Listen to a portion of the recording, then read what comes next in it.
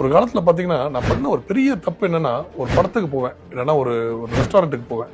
அங்க போயிட்டு வந்த பிறகு படம் நல்லா இல்லைன்னு வச்சுக்கோங்களேன், ஒரு சோஷியல் மீடியால ஃபேஸ்புக், இன்ஸ்டாகிராம், மற்ற சோஷியல் மீடியால இஷ்டத்துக்கு வாய்க்கு வந்தபடி எழுதிது.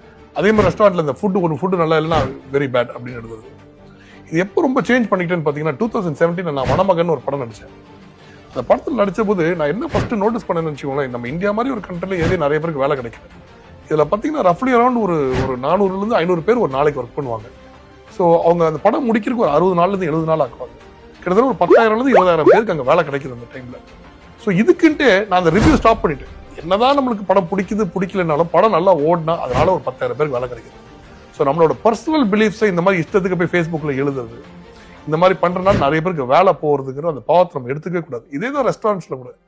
ஒரு ரெஸ்டாரண்ட்டுக்கு போறோம், அந்த ரெஸ்டாரண்ட்ல வந்து ஒரு 10 ஐட்டம் கொடுக்குறாங்க, லெட் அஸ் அஸ்யூம் 8 ஐட்டம் மோசமா இருக்குன்னு கூட என்ன பண்ணுவேன், எது போய் ஃபேஸ்புக் எதுல எழுத மாட்டேன்.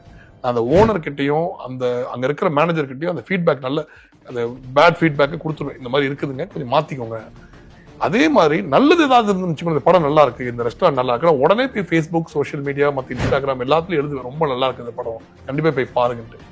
இந்த மாதிரி நீங்க வந்துட்டு என்ன நினைக்கணும்னா, எல்லாம் நல்லா இருக்கணும்னு நினைக்கணும். அதுதான் ரொம்ப முக்கியம். நம்மளுக்கு என்னதான் கோவம் வந்தாலும் அதை பத்தி எழுதக்கூடாது. தயவு செய்து இந்த மாதிரி அநியாயத்துக்கு ஃபீட்பேக் கொடுக்கறது, இந்த மாதிரி ஐடியா கொடுக்குறது, எல்லா படம் முடிஞ்சு வந்த பிறகு நீங்க ஃப்ரெண்ட்ஸ் கூட